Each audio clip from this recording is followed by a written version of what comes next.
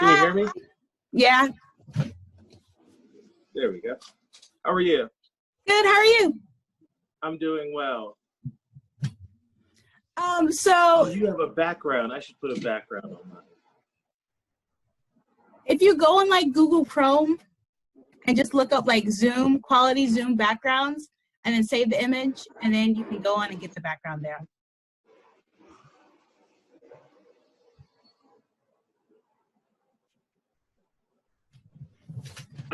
Yeah. Oh, it only gives me a pre-selected. Well, you can customize it, but that's like if you want to go on like online and then like copy an image or save an image on your files, and then you can do it that way. Okay, we'll just go with none then. Okay. All of these are really corny. I do like this one. But, oh wait, I don't want that one though. Oh, and it's recording already. It's fine. I think they're going to take clips out of it, so I think we're good. At least I hope. Okay, that's perfect. Yeah. Okay. I'm trying to figure out where the light is best. There we go. Okay. I'm ready. So just for like background information, like I said previously in the email, my name is Mackenzie. I'm currently a senior at Winthrop University with a major in political science and a minor in psychology. And then currently I'm taking the Presidential Nominating Conventions class. Yes. Which was originally supposed to be, we were supposed to attend the RNC, but because of COVID and the pandemic, everything went. Yeah. All plans were changed, basically. So just for a start, is there anything that you would like to say in regards to like background information that you want to provide the people or the audience that are going to potentially watch this? Ooh. That question I wasn't prepared for. Oh. You can just give like two little like bullet point things that you've done. Okay. So my name's Eric Bostic, graduate of Winthrop University, political science major, minor in peace, justice, and conflict resolution and social sciences as well. I also took the political nominating conventions class in 2012 for the DNC when Obama was getting the nomination in Charlotte. We were at the DNC the entire week, met with a bunch of officials. I regret that your class didn't get to have that same experience as well. But it was a fantastic time, at a time hosted by Karen Kudrowski and Professor Moyan as well. So I've had the chance to meet her. She's a lovely person, and the political science department at Winthrop is great. And also, if anybody from Model UN is watching, glad you guys are doing that class because it's awesome as well. Surprisingly, I'm doing Model UN too. So yeah, Model UN is a very good. Yeah, okay, I love Model UN. I was one of the big three in the Model UN. Oh, really? Director General in 2012, somewhere around there. The big three last year. Year 34, the 34th anniversary. Is it 24th? I don't know. Have they been here for 34 years? That's crazy. It might be 20-something years. It was either like the 24th or 34th year or something like that. Wow. Yeah, I love Model UN. It's one of my favorite activities or hobbies to do outside of class. So yeah. Anyway, going on to the actual interview itself, the first question I want to ask you is specifically, what was your main motivation towards your decision to become politically active? So in 2016, I've always been politically active, or politically aware at least, but to become an activist, in 2016, after the election of Donald Trump, I just got involved in Charlotte, especially after the Muslim travel ban that Donald Trump put in place. I gathered with a couple of local activists to help put on that event, and then other events after that. The main protest after Trump, like the tax rally against his taxes, and then doing a bunch of other events around Charlotte for the homeless and for interfaith communities. So that was my main spur of getting activated, was the 2016 election. to go beyond just politically aware into political activism. That's really, really insightful, just in general. So going on with the first question, how long have you been politically active? I know you were saying that you've been politically aware for a pretty good amount of time, but what was the turning point where you decided to become from being politically aware to being politically active? And then what's the time span that you think that you have been politically active? Okay, to go backwards in your question, I'd say I've been politically active for at least the last 4 years. Getting out of school, I worked for political organizations such as Doctors Without Borders and the ACLU, with a company called Grassroots Campaigns right out of college, running their fundraising activities in the Charlotte area. I enjoyed that, and then work and other things happened, and I moved into a different field, into the legal field. And I kind of just took that time, that 3 years after college, to just work and be a part of this world and live in the reality of what is life post-college. But the 2016 election is what spurred me into activism. I saw what our country could become. I kind of took a backseat role in 2016 and wasn't as involved in the election. In the primary, I supported a candidate. In the general election, I supported the nomination. I supported Hillary Clinton. Chose not to work on either of their campaigns and just kind of stood by and just watched politics in action and then just studied it. I watched the news 24/7. I knew everything that was happening, but that didn't spur me to hit the streets. After the election of Donald Trump, that's what spurred me to hit the streets in just a post-Trump kind of fashion, just protesting and rallying activism, which then got me into community work, which I felt is actually more important than some of the things that go on and that we take part in a political sense. And I've gotten to see over time how those two things have merged, and supporting your community is supporting political work and is politics in action. And so over the last 4 years, I've kind of merged my beliefs on what it means to be politically aware, what it means to be politically active, and what it means to not just be a student of politics, but to actually be someone who takes part in politics in action.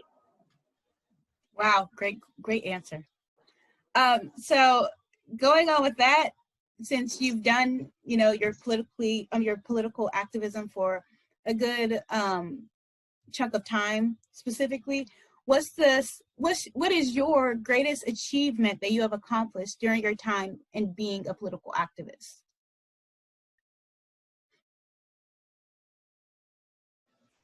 Okay, so to answer that question, I would say since the death of George Floyd and the reactivation of the protests on a vast scale, internationally, globally, these protests are taking part. And I think that's my biggest achievement so far, is just continuing this movement in any way possible that I can, whether it be donations or supplies or informing people through social media or taking part in political and city community events or going to city council meetings or calling my representatives, just moving this movement forward, because I truly believe that this is our time in human history.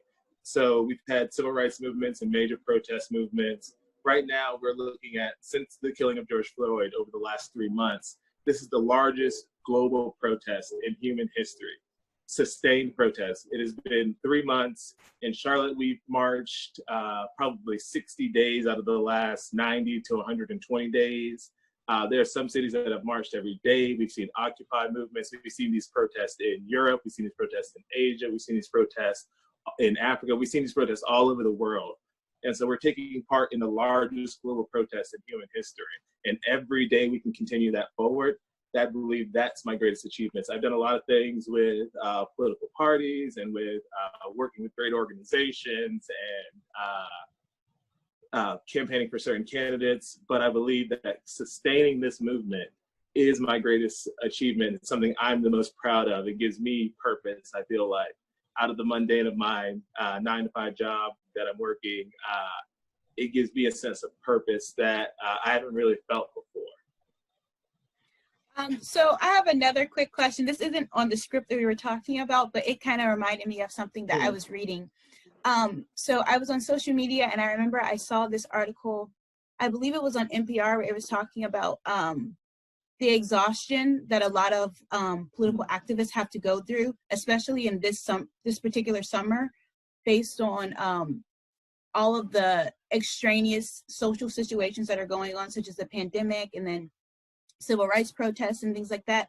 So I want to ask you, have you experienced any of that exhaustion, and what would you recommend certain ways in order to cope with that exhaustion and to become regenerate? No, like, how do I describe it? How to regain a certain type of energy in the case that, you know, you have to continually pursue this movement in one respect or another. Does that make sense? Yeah, it definitely makes sense. Okay. So you can call it, give me 1 second.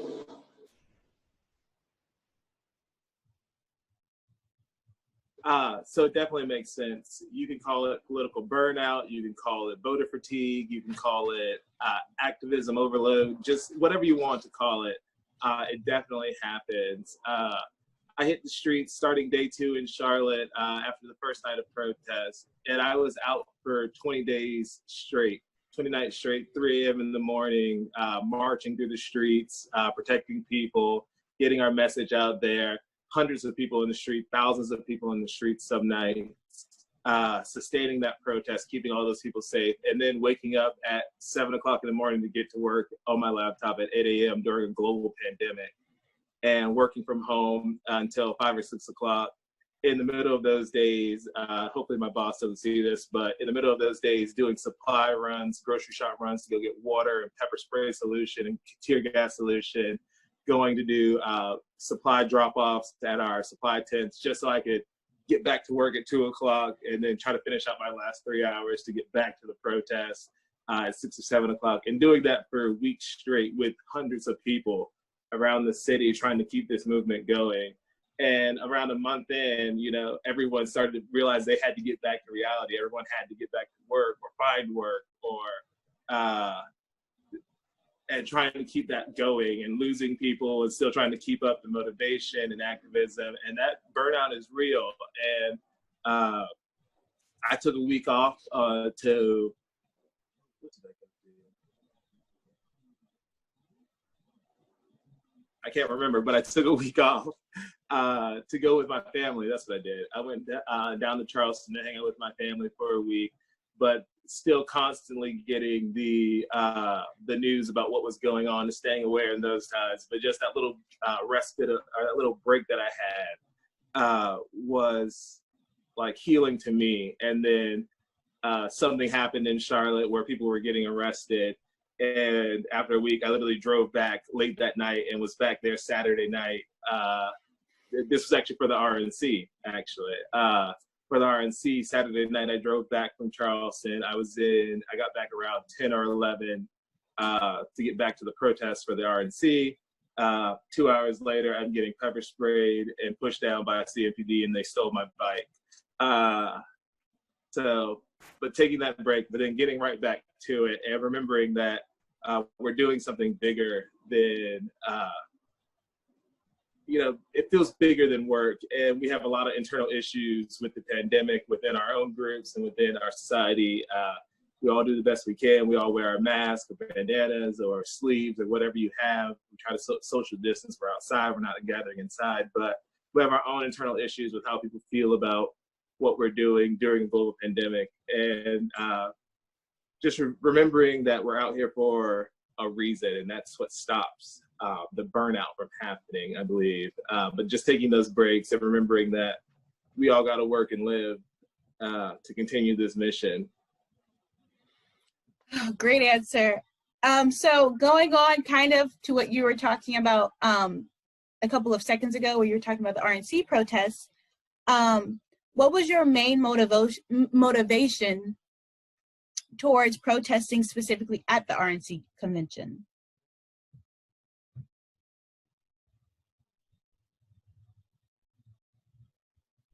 Okay, a little bit of backstory on the RNC in Charlotte. There was a major call from activists on the Democratic side, and it was really split into two camps.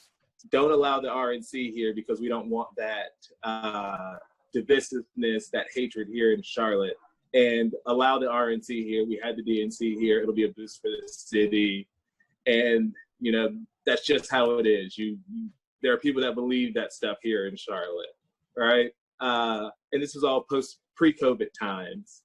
And it split down into two camps. And we eventually got the RNC to come here to Charlotte.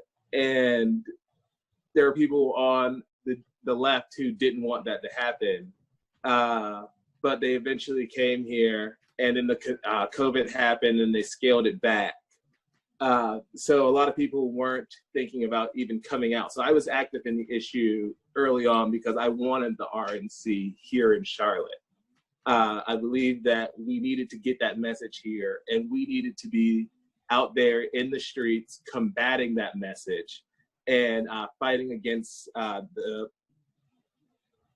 a bigger level, everything that Trump stands for, but even those community issues, because just like in the DNC, we saw what this city does to protect its image. They will push the poor people out and the homeless people out of the streets. They will criminalize sleeping in the city. They will, and that's a greater note on gentrification, just a wide array of issues that on a local level, on a state level, and on a national level, bringing the RNC here brings attention to all of those issues. The local monopolies are not local monopolies. The local big businesses here bankroll the RNC, bankroll the DNC, like in 2012 with Duke Energy giving the DNC $10 million, or the RNC where probably Wells or Bank or Trust Choice or somebody would give the RNC money. That's a city level issue. We give those companies tax breaks to come to our cities, and then they fund the RNC. And then on a federal level, bringing Trump here. So those are local, state, and federal issues that bringing the RNC here brings attention to. And we need that spotlight to to fight against and to bring noise to what's happening. And that's why I wanted it here. And that was spurring my activism to start with. So the reality of the situation and what happened with COVID, Trump decided to pull the majority of the stuff out of Charlotte. And I even still wanted it then when he was like, we're going to host a no mask rally in probably the Spectrum Center or Bank of America Stadium where the Panthers play. We're going to host a big no mask rally and everyone's going to come here. People were still like, we don't want that here, the super spreader events with COVID. I respect that and understand that. But if he's going to do it, because he's doing it around the country, he's going to do it, right? And we need to be out there as safe as we can, socially distanced, wearing masks to combat that issue. And then he was going to put it in Florida, and then Florida said no, and then the RNC said, okay, we're just going to do a small scale back event of delegates. But then Trump decided to come to town last minute when he wasn't going to come to town. And so we decided we needed to be out there in the streets protesting to bring noise to all of those basic factors that I just laid out. And it's multifaceted. Some people were out there for teachers, some people were out there for gay pride, some people were out there for religion, some people were out there just for the party, the Democratic Party, some people were out there for Black Lives Matter, some people were out there for ICE detainment of children and women and mothers and fathers at the border. It was multifaceted. So bringing all of those issues, some people were still out there, even though they had scaled back the RNC and Trump decided to come to town last minute. Okay, so going on with that was very long. I apologize. No, it was a very detailed answer. Excellent. So going on with what you were saying about the RNC protests, how specifically did you plan and how did you execute the way that you were going to protest at the RNC convention? So, and like some examples would be creating flyers, making T-shirts, organizing a certain mass group of people, things like that. what were your specific kind of details in order to organize two protests at the RNC convention? Okay. So there are multiple protest groups in Charlotte, leaders of different movements that control their own groups of people, their own social media.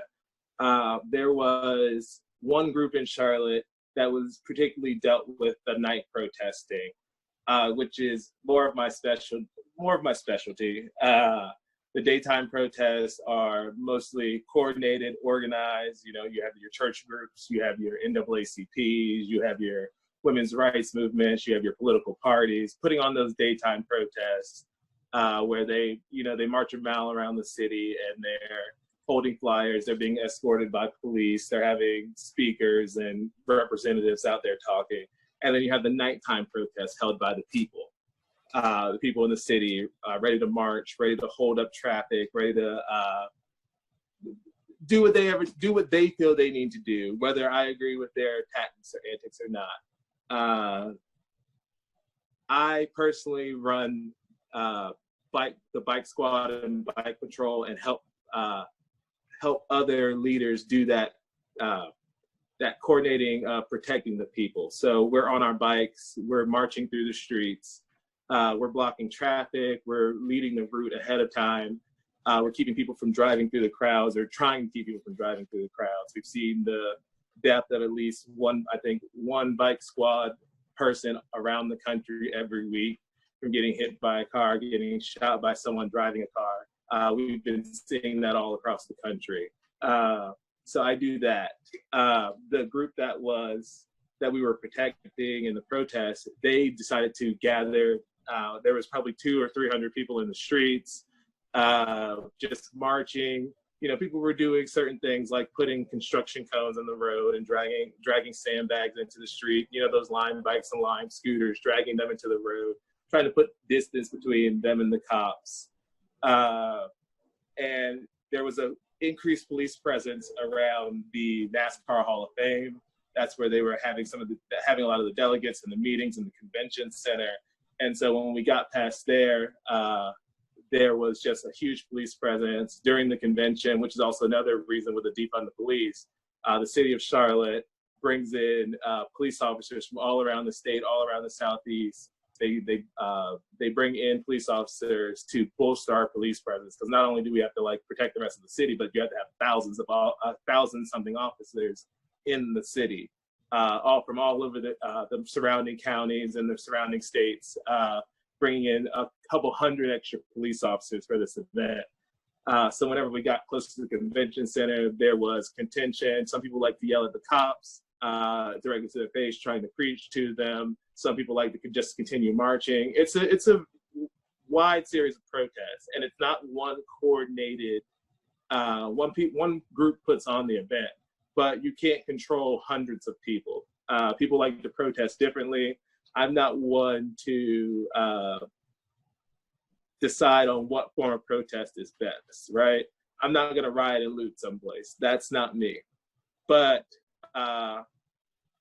I understand systematic oppression, and I know with that anger, that hate, and that vitriol from certain groups of people leads to those feelings boiling up in people. I understand that, but it's not my form of protest. But I'm going to be out there to protect people. So I'm literally with people when they get separated from the groups and they're yelling in cops' faces. I try to take me and my bike and just make a barrier, right? So hopefully they realize the people that are yelling in their faces right behind them aren't going to attack them or throw something at them, putting myself between them, just creating a barrier, right? That's the main focus of the group. Just keeping people safe is all we're really trying to do. So it's a lot of different protests, and it all takes different forms because everyone's out there for a different reason. But the main reason is it's activism. It's politics in action, right? It takes people getting angry and hitting the streets, and that's what we need. And it's a amalgamation of all of these different movements. I know you have a question. There was a question that was going to come later on, or maybe we might get to it. But what issues do we think that can bring people together? And I think that's what we're doing. Is taking all of these issues that I mentioned before, why people were at the RNC, and bringing all those issues together. And everyone's going to protest differently. But can't remember where the question started. No, that was literally the question. Then it basically said, what do you think is the best way to mend the gap regarding polarized partisanship on a local and national level? And so you were basically answering it. So yeah. Great answer. I actually do have an answer for that question though. And so I think it's increasingly becoming a divide, and we look at it as left or right. And I don't believe it is left or right. I believe it's a have and have nots issue. And I believe that is what's going to bridge these divides, is the haves and the have nots coming together. And one specific example that I really love to use is the issue around natural resources, such as water. So we take our protest in like Flint, Michigan, and even in South Carolina, where we see lead-filled water supply in Black communities. And they're literally poisoning our African-American communities. And then you take the issue of our Native American tribes here in North Carolina with the Atlantic Pipeline, or like at Standing Rock in the Dakota Access Pipeline. And we saw what happened in the Dakota Access Pipeline, spilled hundreds of thousands of gallons of oil in the exact place that the tribes said it would happen. That's them poisoning their land and their water supply, right? And then we take in West Virginia, Ohio, and Pennsylvania, where they have fracking, and their water is literally coming out of their faucets in their homes orange and black and on fire, because they're poisoning their water for the rural white voters in West Virginia, Ohio. Or you take the border, where they're not giving people water, where they're detaining them, and they're not giving them their basic essentials of water. That's the haves and the have-nots on all different levels, of course, all different issues: white, Black, Hispanic, Latino, Indigenous. That's the haves and the have-nots. That's our natural resource to live. And they're playing with that. Once we realize it's a haves and have-not issue across multiple different levels, even take those same disparities and bridge them across education in West Virginia versus Alabama versus Arizona. Like those educational divides, the haves and the have-not issues, that's going to bridge our partisan divide, I feel like. And that's some aspects that Trump even talks about. I think he doesn't follow through on them, but it's something he talks about and his voters believe in. And that's going to bridge our divide, I believe. That's a really interesting take on a question. I didn't necessarily consider that perspective on it. So yeah, okay. So the next question that I have is, what is one word that you would use to describe the African American community?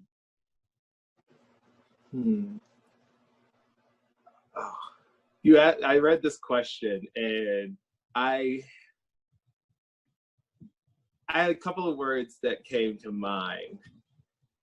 And I don't know if I feel uncomfortable speaking like on the African American community, and I know that's not what you're asking me to do, no. But providing one word to sum up the community is just hard, because the African American community is not a monolith. We don't all vote the same, we don't all think the same, but I think we all experience the same struggle.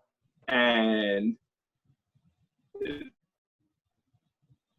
that is I don't know how to conjugate the word struggle to make it fit into this question, but we're all in this same struggle, whether we realize it or not. And I'm hopeful, and hopeful was a word I was thinking about using as well. I'm hopeful that our community is starting to realize that the issues we face and the crisis we face, whether it's a person, African American or a Black person that lives in a low income community that has been systematically oppressed for a half a century or a century in their area, or a Black person that is climbing the corporate ladder facing oppression within their business, that struggle is inherent upon a system that holds us down. And I think that we're all starting to realize that system needs to be overcome at all levels, right? And we can't ignore each other as much as I can't. As I'm moving up in my life and trying to gain a career and a life for myself, I can't ignore the systematic oppression of what's happening with my community, as much as a person that's being oppressed by that systematic oppression can't ignore the people that are moving up within our system that are helping to influence that oppression. And so we all have to fight the same system at multiple levels. And I think that's like, I'm hopeful that we're gaining that knowledge as a people. Okay, so we're hitting the 30-minute mark, and I don't want to keep you over. So I'm just gonna ask you one more quick question. I guess I should do like kind of a fun one. Okay, what advice could you give to Winthrop political science majors who want to become politically active? Ooh, good question. And I'll just speak on my own personal experience and then add in some advice. After I graduated from Winthrop, I was really energized to get involved in politics. And that thought of just knowing everything I learned made me just feel like I was ready to take on the world. And I hadn't gotten in to understand what exactly politics means in every form. So I've been a part of the state and local parties. I've been involved in community groups. I've been involved in national organizations. And to see the way people work within those groups, the politics within those groups, kind of left me a little bit disheartened, right? And it wasn't until I got to helping people and helping communities that I realized how important the knowledge of understanding the politics that goes on everywhere else affects my community. And so think about a community you want to help. If you want to help educators, there's so much politics that goes into every different section around politics that you also have to be knowledgeable about. So once you've gotten your education from Winthrop, and they do a great job of opening your mind to that, you have to take that knowledge and expand it into every facet of your life and everything you want to fight for and everything you want to accomplish. So if you're fighting for a specific community, taking the knowledge of the politics of everything that surrounds that and impressing it upon your people as well, how important that is. And knowing that politics surrounds your everyday life, every movement, politics is around your movement. When you drive down the street and you hit a pothole, politics is around it. And you have to, it takes knowledge, it takes time, and it takes a lot of passion and energy to tell your friends, to tell your family how much politics goes into everything in your life. And that's going to be if you get a good education as you get at Winthrop, you're going to be talking to your family and friends and to your coworkers and to your church family about how much politics affects everything in your life. And that's the biggest thing I can impress upon someone getting out of school. No matter what you're going to do afterwards, where you're going to go, know that politics surrounds everything you're going to do in life, and keep learning and keep impressing it upon other people. Wonderful way to end the interview. Thank you so much for your time, Mr. Bostic. I really appreciate it. I hope this really worked out. Me too. I just felt like I was ranting, and so I think it'll be pretty good. I think everything is good so far. Like I screen captured it and recorded it, so I think we're good. So okay, if you have a wonderful day. Let me know. Okay. You too.